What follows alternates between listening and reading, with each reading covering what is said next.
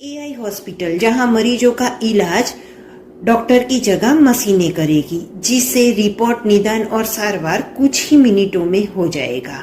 कोई भी जटिल ऑपरेशन वो आसानी से कर देंगे और वर्चुअल डॉक्टर 24 घंटे हाजिर होगी, जिससे न होंगी लंबी लंबी कतारें।